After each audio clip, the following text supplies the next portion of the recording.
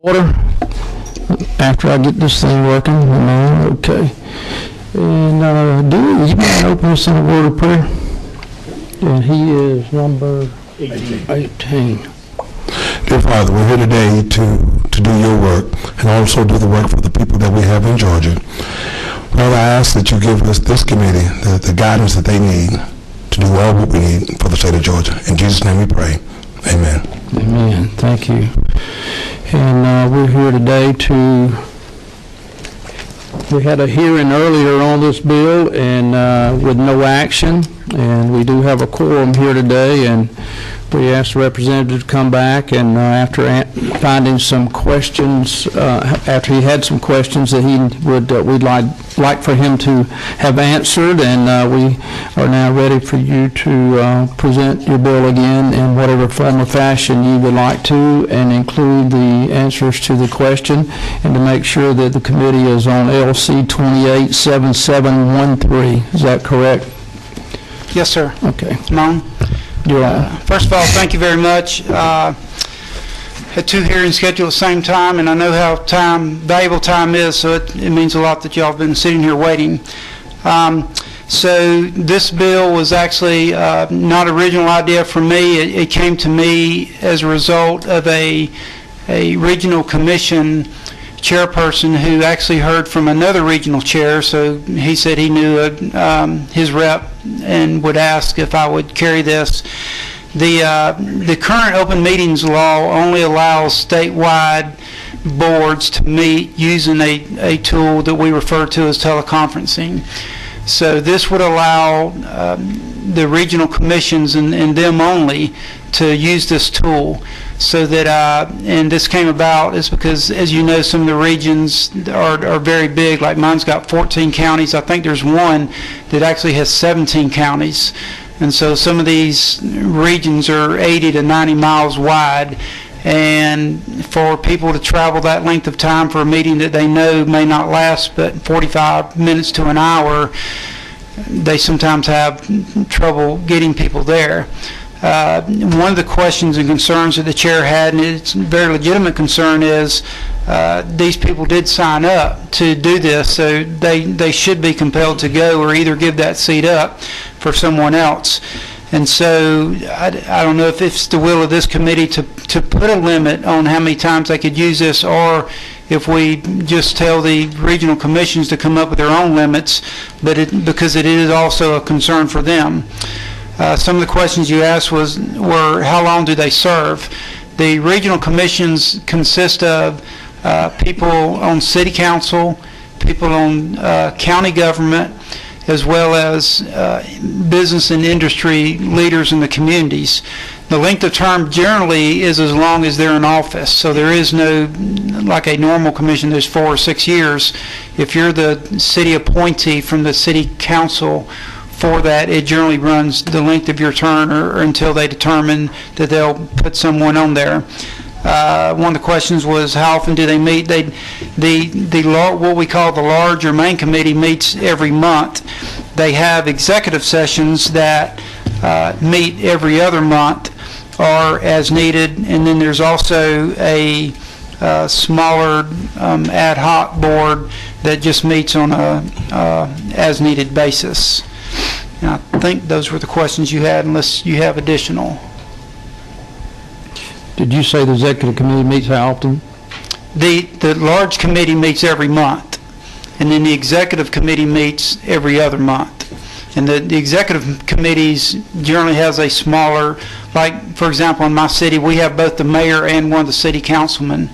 So in the executive session only the mayor would attend, and those meetings and they don't have any industry or community leaders on the smaller executive, or most of the ones I was familiar with did not.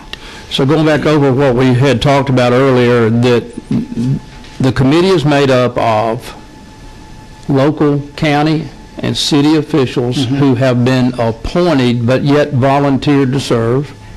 It's also made up of those who the Speaker of the House, the Lieutenant Governor, and the Governor, or not? I don't think so. Okay. Lieutenant Governor is okay, also the Governor. And then those are two appointed, and they are serving by being volunteers. Is that correct? And then there's one additional group that was back 10, 15 years when I served. They also had 4 to 6 seats for industry and community leaders that they would invite. Business leaders. So a total of how many per? My current one has 18 members. So it depends on how many counties, because each county and each city has one. If you've got multiple counties and multiple cities, so it could end up being a pretty good group. You could have actually up to 30. Yeah. Okay. And so what is the reason you feel like this is necessary, this legislation? The biggest reason I've been told is to have a larger number in attendance that would qualify as being in attendance. I gave the example at the hearing that I'm chairman of our local airport authority, and we allow a member to dial in and use his phone, but technically, because of the open meetings law, he cannot be counted as present. If we pass this legislation, it would help them meet their quorum levels and be counted as present. They would be voting, and these members, if they were conferencing and teleconferencing, they could also make motions. Not airport authorities? No, just the regional commission. Example. And if I may expand on that, because that was one of the things, speaking with legal counsel, because they brought up, why would we not just do this for every type board in the state? And it was suggested that, let's start small and expand instead of trying to go the other way. Representative Rogers has a question. Representative Werkheiser, first of all, let me apologize. I was not at the last meeting, but I'm just sitting here looking at the wording of this. This is not new ground that we're breaking. It's already being done by boards anyway, right? Legally, only if you're a statewide board. But what I'm saying is the statewide board or commission or something of that nature is already doing this, so this is not new ground. It's something that is already in place. That is correct. And isn't it true also that this is something that we're seeing more and more often in private industry? Yes, sir. I see it just as a tool, an additional technology tool that we're giving people to use. Between FaceTime and Skype and a few other things like that, what we're doing is we're basically bringing this group into the 21st century. Yes, sir. Amen. Who is 18? 18. Representative Klein? Thank you, Representative Werkheiser. My concern is not just, is so it doesn't make a quorum, one.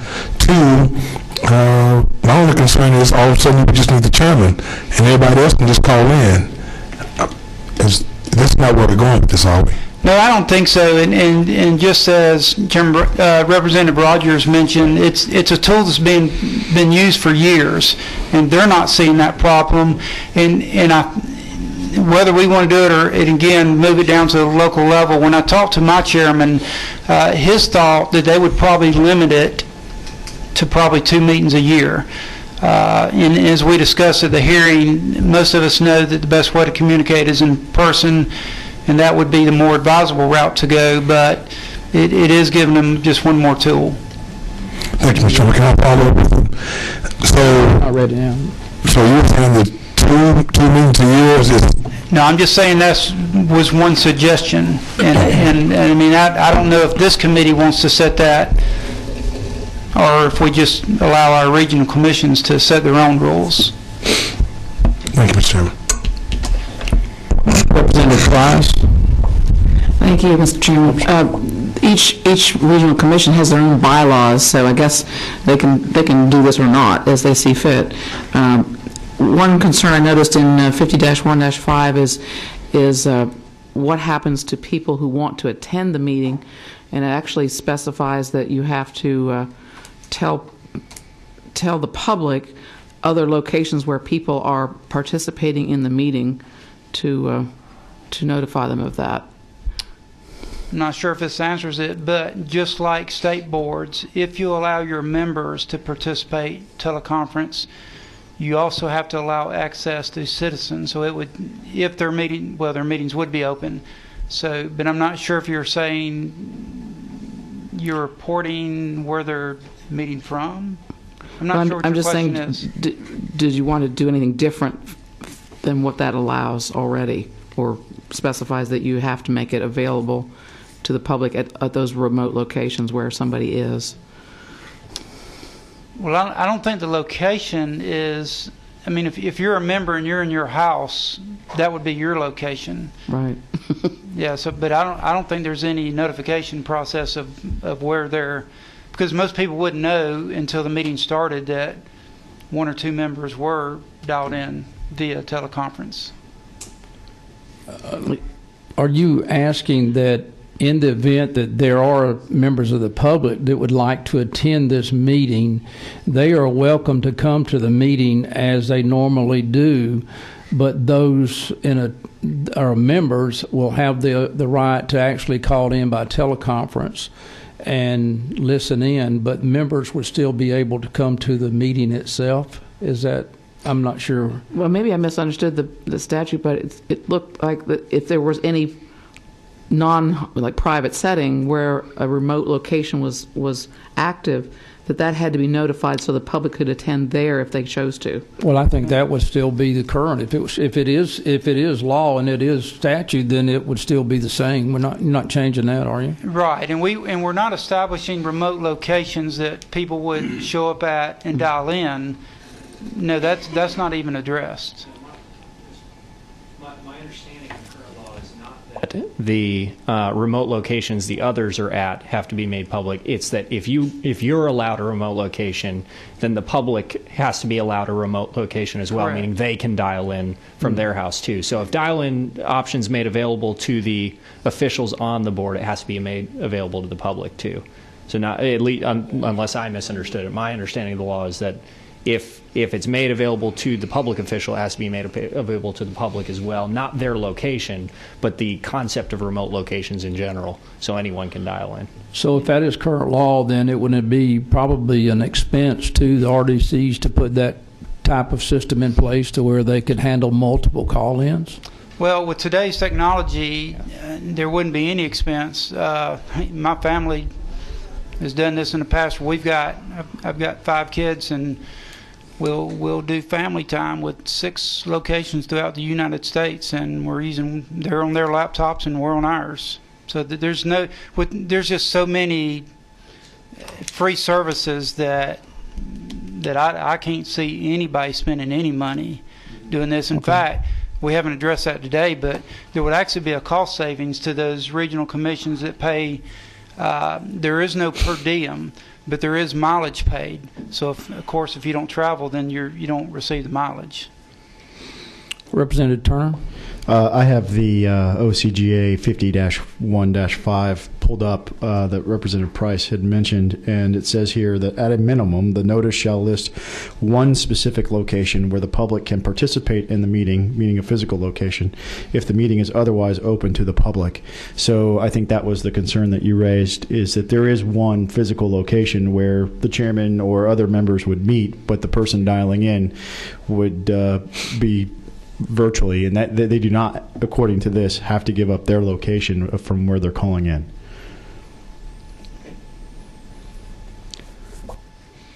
Any other questions? Well, I'm going to express my concerns. I really do have concerns about this, more than one. We do, out of the state budget, put money into the RDCs. Is that why you think we ought to have jurisdiction over having to pass legislation over how they are to act? I'm not sure. Okay. Well, I just want to make that clear that we do put money in their budget. But then on the other hand, I don't think we ought to be micromanaging the RDCs either. But I just have a real concern, and I want this committee to vote their heart and not how I feel. It has nothing to do with how I feel. But I do have a real concern that people volunteer and have an opportunity to be assigned to these committees or these boards, and they volunteer, and they like the title and they like participating and having the name, but even though they call in, are they really paying attention? In reality, the RDCs that I've talked to, and I haven't talked to but only a couple, is that they really need input. That's the whole purpose for the meeting, is have a lot of input and dialogue, and it's so much easier to have that in a face-to-face setting. And as I explained the other day, and you've probably done it too, a lot of times I'm on a conference call, and I hit the mute button and set the phone down, and I'm doing whatever I want to do, and I'm not paying a whole lot of attention. But people don't want to give up the position of the board. And so it does concern me that may be, and there's so many out there that really do care and that would really like to participate and wouldn't mind driving to an event just to be able to have an opportunity to participate. Now, I don't want us to get to a point that we change your bill, and I don't know why this thing's going on and off, but to change your bill to where we start adding this and that, and we mandate you can only miss 2, or you've got to have so many that people are present, and certainly you would think in an executive committee meeting, surely you couldn't just call in on that. But I do understand that members sometimes have things come up, and they could be on the road if they're like many of us, riding a lot, and they certainly could participate in a call without making it a habit. But frankly, if we're going to give you this legislation passed, I want to give full authority to the RDCs to just do whatever they want to do, I guess. And frankly, I'm going to be talking to you in a couple of years to come, saying, how's it working, and do we need to go back and revisit this? And that's provided that this committee actually gives a due pass. And at this time, I'll say, what is the will of the committee? Mr. Chairman, I think technology is moving forward, and at this point, I think we need to kind of look at it, so I'm going to recommend that we do pass. We have a due pass and a second. Any discussion? And we have Representative Turner waves. And all in favor, let me know by saying aye. Aye. All opposed? All right, you have a due pass. Good luck. Thanks, sir. And this meeting will be adjourned.